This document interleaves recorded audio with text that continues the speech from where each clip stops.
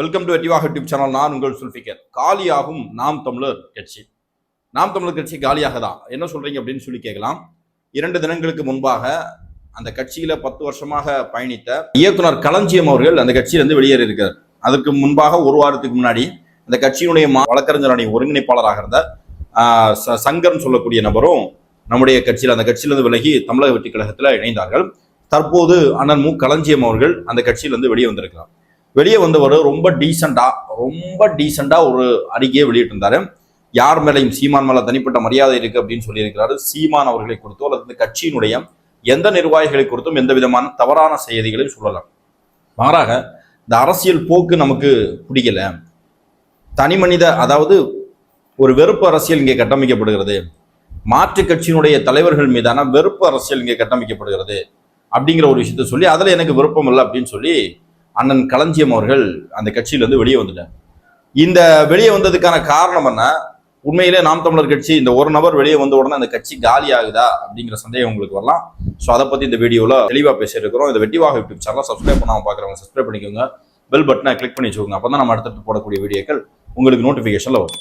Digital மீடியால நீங்களும் சாதிக்கணுமா? 2 வார நேரடி பிராக்டிகல் ட்ரைனிங் நம்ம இன்ஃபினிட்டி பிளஸ் டிஜிட்டல் மீடியால இப்போவே ஜாயின் பண்ணுங்க. ஜஸ்ட் 2 வீக்ஸ்ல இந்த 10ம் பக்காவா கத்துக்கோங்க. இந்த ட்ரைனிங்ல என்னென்ன கத்துக்க போறீங்கன்னா camera handling, video editing, Photoshop, social media SEO, voice over, content writing, anchoring, news reading, AI tools, social media மேனேஜ்மெண்ட்னு ப்ரீ ப்ரொடக்ஷன், போஸ்ட் ப்ரொடக்ஷன் ஃபுல்லா கத்துக்க போறீங்க. கேமராக்கு முன்னால நின்னு பேசணுமா? கேமராக்கு பின்னால இருந்து உருவாக்கணுமா? இந்த ரெண்டும் தெரிஞ்ச ப்ரொஃபஷனலா மாறணுமா? நம்ம கோர்ஸ்ல பிராக்டிகல் ட்ரைனிங்கா சொல்லி தரோம். Industry experts, political and cinema guest lectures, உங்களுக்கு ரியல் வேர்ல்ட் எக்ஸ்போஷரா தர போறோம். அது மட்டும் இல்லாம டிஜிட்டல் மீடியால வேலை வாய்ப்பு பெற சஜஷனும் கொடுக்கிறோம். லிமிடெட் சீட்ஸ் மட்டும் தான் இருக்கு. ப்ரொஃபஷனல் சர்டிபிகேட்டோட டிஜிட்டல் மீடியால ஜெயிக்க இப்போவே ஜாயின் பண்ணுங்க. உங்க எதிர்காலத்தை இன்றைய மாற்றுங்கள். ஃபார் மோர் டீடைல்ஸ் வாட்ஸ்அப் பண்ணுங்க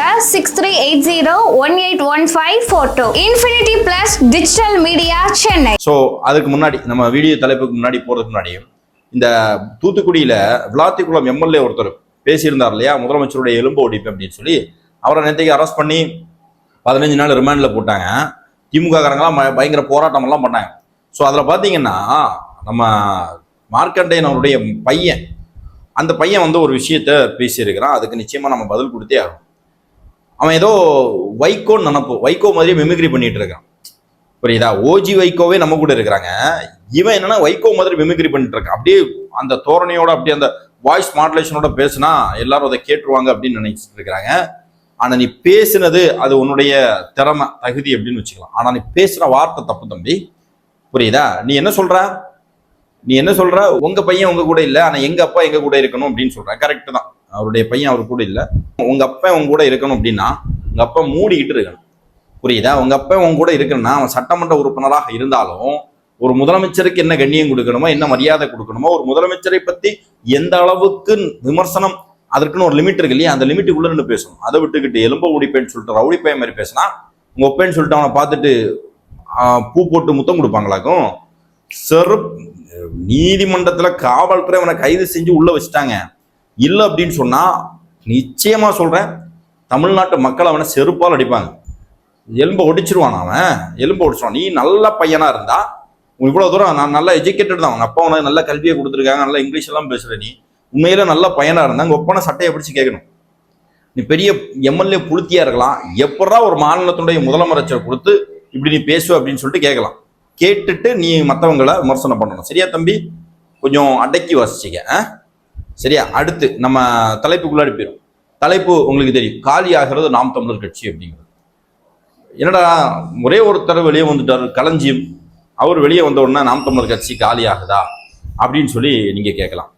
அவர் ஒருத்தர் வந்ததுனால நாம் தமிழர் கட்சி காலி ஆகல. ஏற்கனவே பல பேர் இந்த கட்சியிலிருந்து வெளியாகி இந்த நாம் தமிழர் கட்சி ஒரு இறங்கு வரிசையில தான், ஒரு பலவீனமான சூழலுக்கு தான் போய்கிட்டு இருக்கு அப்படிங்கிறதுடைய அடையாளம் தான் இயக்குனர் களஞ்சியம் அவர்கள் அந்த கட்சியிலிருந்து வெளியே வந்ததும், அதே மாதிரி அதனுடைய வழக்கறிஞர் அடிப்பாசறை அதனுடைய மாநில ஒருங்கிணைப்பாளர் வெளியே வந்ததும், அதுக்கு முன்பாக ஒரு சில பேர் இந்த எலெக்ஷனுக்கு அப்புறமே நிறைய பேர் வெளியே வந்துட்டாங்க. இது எல்லாமே இந்த கட்சி கரைந்து கொண்டிருக்கிறது என்பதற்கான ஒரு அடையாளமாக தான் இருக்கு.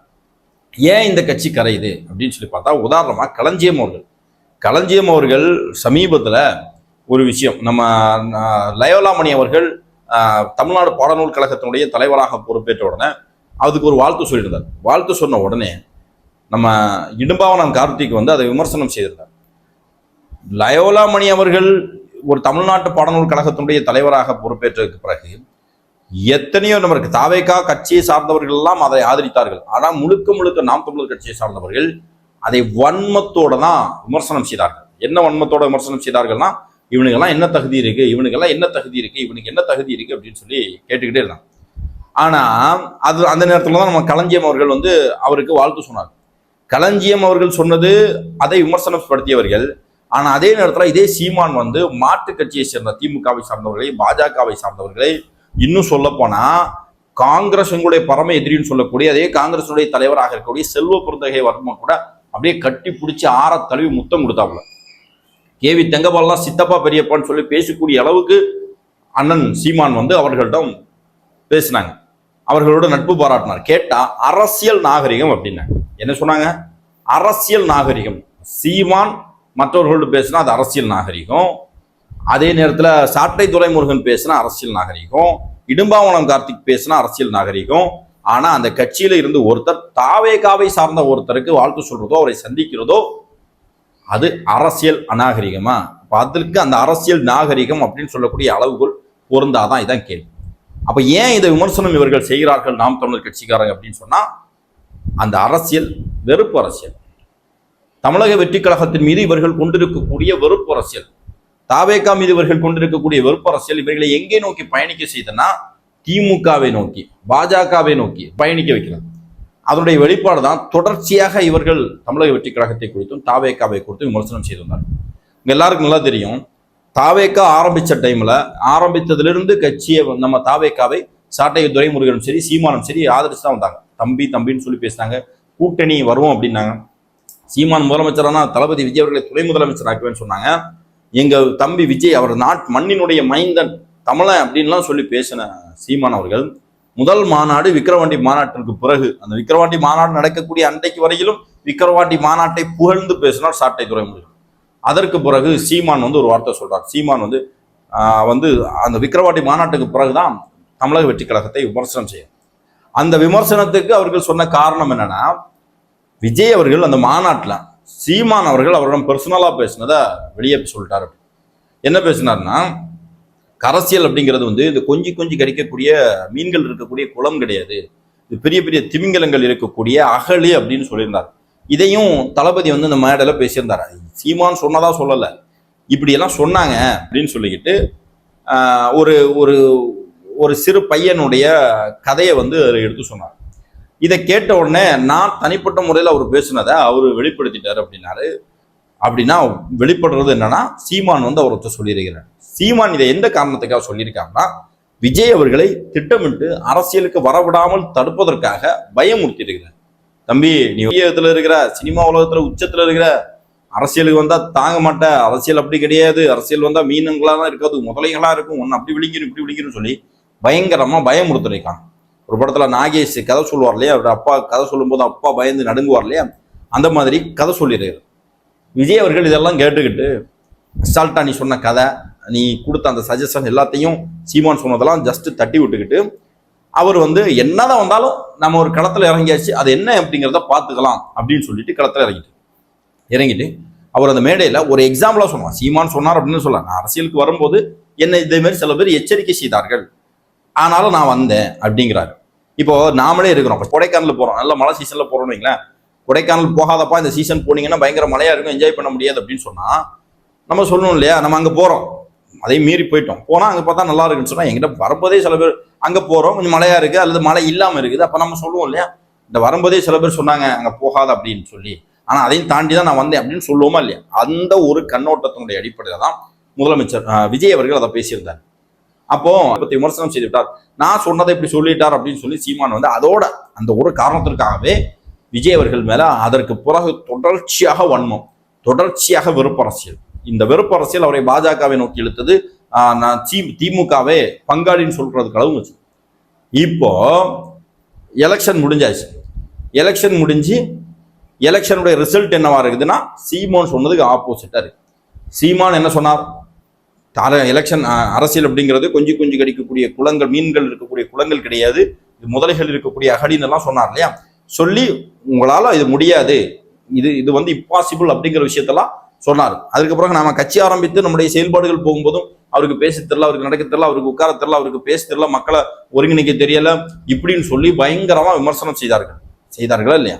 அது அத்தனையுமே பொய் அப்படின்னு சொல்லி, அத்தனையுமே தவறு, அத்தனையுமே நீங்கள் ஒரு குறைத்த மதிப்பீட்டு இருக்கிறீர்கள் அப்படிங்கிறத உறுதிப்படுத்தி தாவேக்கா வெற்றி பெற்றிருக்கிறது. உண்மையிலேயே சீமான் அவர்களும் இந்த சீமானுடைய கட்சி, நாம் தமிழர் கட்சியை சார்ந்தவர்களும் உண்மையிலேயே ஒரு நல்ல அரசியல்வாதியாக இருந்தார். எதற்காக நீங்க கட்சி ஆரம்பிச்சீங்க? இந்த திமுக அதிமுகன்னு சொல்லக்கூடிய கட்சிகள் இத்தனை வருடம் இந்த மக்களை கொள்ளையடித்திருக்கிறது, இத்தனை வருடம் இந்த மக்களை நாசப்படுத்திருச்சு, அதுல இருந்து ஒரு மாற்றம் வரணும், நம்ம வந்தோம்னு சொன்னா இதெல்லாம் செய்வோம் அப்படிங்கிறதான உங்களுடைய நோக்கமாக இருந்துச்சு.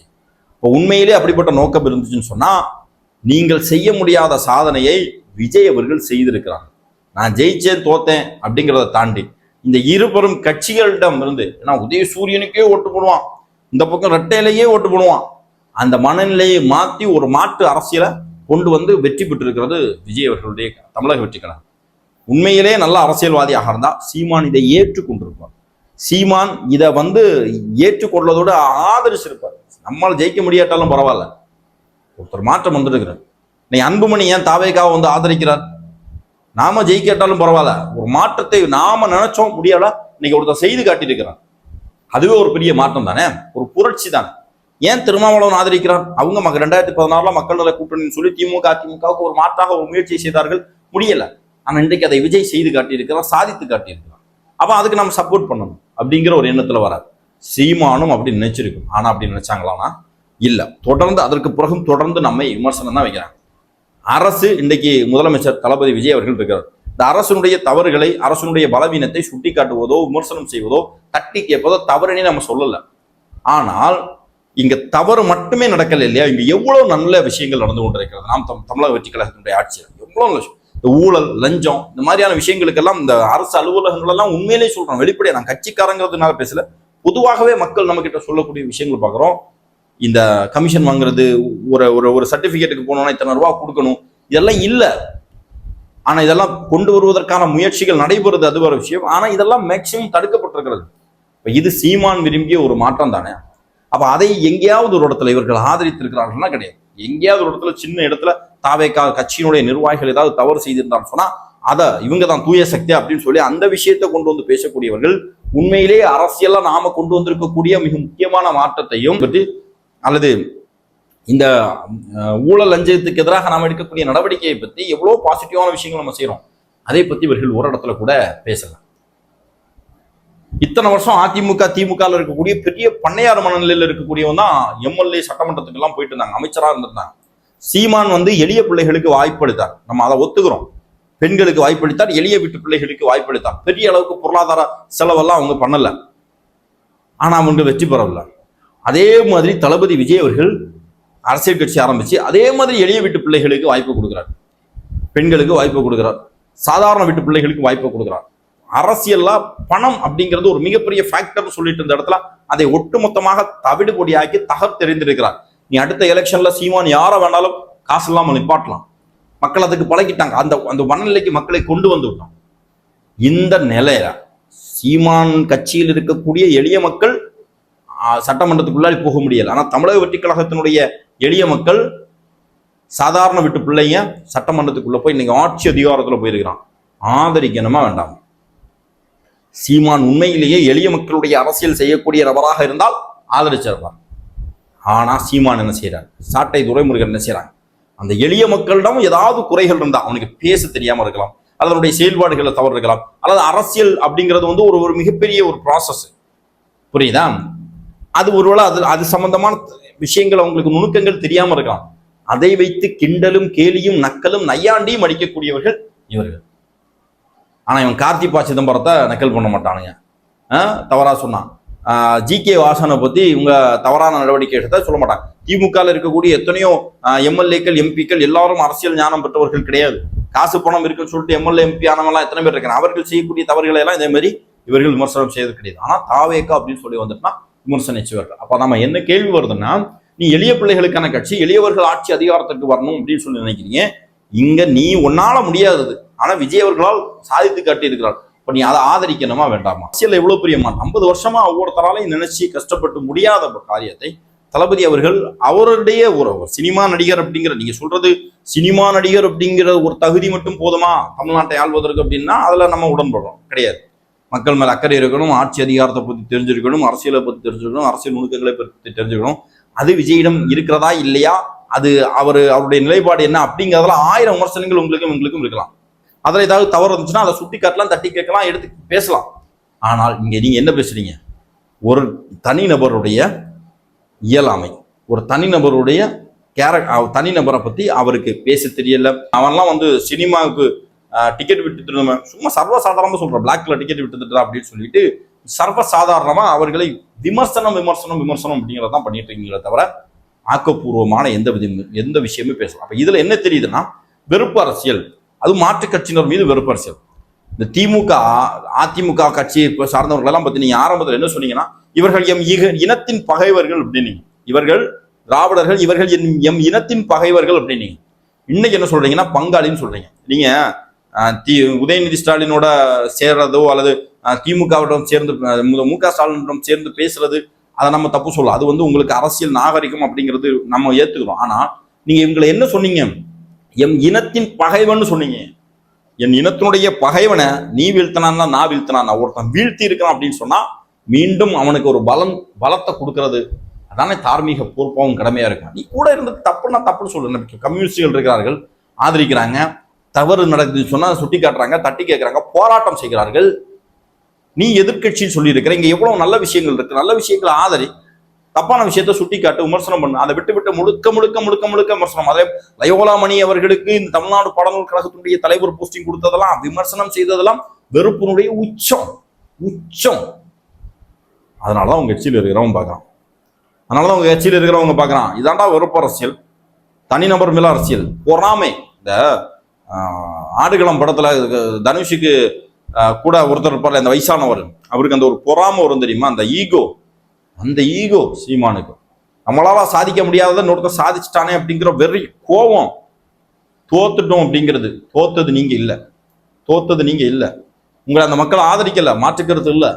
மீண்டும் ஒரு தேர்தல்னு சொல்லி வரும்போது நீங்கள் அந்த அரசியல் களத்தை சரியாக அணுகல, சரியாக அந்த அரசியல் களத்தை நீங்கள் தனக்கு சாதகமாக மாற்ற முயற்சி செய்யல. அது அரசியல், அது ரொம்ப முக்கியம். அதை செய்யல. மாறாக திமுக சொல்லக்கூடிய ஒரு கட்சியை வீழ்த்தணும் அப்படிங்கிறதுக்காக தாவேகா போராடி கொண்டிருக்கும் போது நீங்களும் திமுகவை தான் நான் வீழ்த்த போறேன் அப்படின்னு சொல்லிக்கிட்டு திமுகவுக்கு எதிராக இருக்கக்கூடிய அத்தனை பேருடைய கால்களையும் இடறி விட்டுக்கிட்டே இருந்தீங்க. அதை மக்கள் சரியாக புரிந்து கொண்டார்கள். சீமானால் திமுகவை வீழ்த்த முடியாது, அப்ப நெக்ஸ்ட் சாய்ஸ் யார் அப்படிங்கிறதுனால விஜய் அப்படின்னு சொல்லியிருந்தாங்க. ஒருவேளை நீங்கள் எங்களோடு இணைந்திருந்தீங்கன்னு சொன்னா, நீங்கள் ஆரம்பத்தில் எடுத்தீங்க தெரியுமா ஒரு முடிவு, அதை நீங்கள் எடுத்திருந்தீங்கன்னு சொன்னா இன்னைக்கு 2 பேரும் சேர்ந்து திமுகவை இன்னும் வீழ்த்தி இருக்கலாம், உங்களுக்கும் வாய்ப்பு கிடைச்சிருக்கும். அதை விட்டுட்டீங்க, தவற விட்டுட்டீங்க. அது ஏன்? உங்களுடைய ஈகோ. அந்த ஈகோ தான் தாவேகா மேல வெறுப்பு அரசியலை உங்களுக்கு முன்னெடுக்க வைக்கிறது. விஜய் அவர்கள் மேல தொடர்ந்து ஒரு வெறுப்பு அரசியல். நீங்க பாட்டாளி மக்கள் கட்சி ராமதாஸ் அவர்களை ஐயாங்கிறீங்க, அன்புமணியை தம்பிங்கிறீங்க, சசிகலா அம்மையார் ஊழல்வாதி, ஊழல் வழக்குல குற்றச்சாட்டுக்கு உள்ளாக்கி சிறைக்கு போயிட்டு வந்த சசிகலா அவர்கள் சிறையிலிருந்து வெளியே வந்தோடனே நேரில் போய் பார்த்து பேசுனீங்க. நீங்க அதையெல்லாம் அரசியல் மாண்புன்னு சொல்லக்கூடிய நீங்கள் ஏன் தாவேகாவிடம் மட்டும் அந்த அரசியல் மாண்பை காண்பிக்கிற? அப்ப நாம அதை வைக்கல. அதனாலதான் தளபதி அவர்கள் வெற்றி பெற்றதுக்கு பிறகு வெறும் 4% வாக்குகளை வாங்கியவராக இருந்தாலும் சீமானவருடைய வீட்டுக்கு சென்று நேரடியாக சந்திச்சு உங்களோட ஒரு வாழ்த்து பெற்றோம். அது நாங்க காமிச்ச அரசியல் மாண்பு. அந்த அரசியல் மாண்பை அரசியல் களத்துல சீமான் காண்பிக்கணுமா வேண்டாமா? காண்பிக்கல.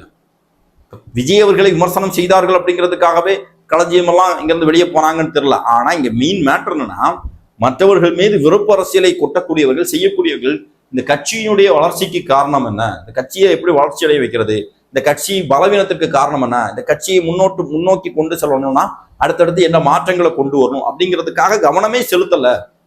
துருப்பிடித்து போவதை விடவும் தேய்ந்து போவதே மேல் அப்படிங்கிறத மாதிரி இங்க இருந்து ஒண்ணுக்கும் ஆமாம பிரயோஜனம் பண்ணாம துருப்பிடிச்சு போறதை விடவும் இன்னொரு களத்துல போய் நின்று செயல்பட்டு மக்களுக்காக பணி செய்யலாம். எவ்வளவு நாளைக்கு கொள்கை கோட்பாடுன்னு சொல்லிட்டு சும்மா வீரவசகம் வெறும் அரசியல்ல பேச்சு மட்டும்தான் உங்களுக்கு இருக்குது, அதை தாண்டி செயல்பாடுகள்ல செய்கைகள்ல எதுவுமே இல்லையே. அப்ப அதை நோக்கி ஒரு நகர்வுக்கு உங்களுடைய தொண்டர்கள் ஆயிரக்கணக்கான பேர் வந்துட்டு இருக்கலாம். 1000 தொண்டர்கள் வரும்போது தான் ஒரு தலைவர் இதே மாதிரி களஞ்சியம் மாதிரிப்பட்ட நபர்கள் வருகிறார்கள். அப்போ உங்க கட்சி காலியாகிறது அப்படிங்கிறதுக்கான அடையாளம் தான் இது.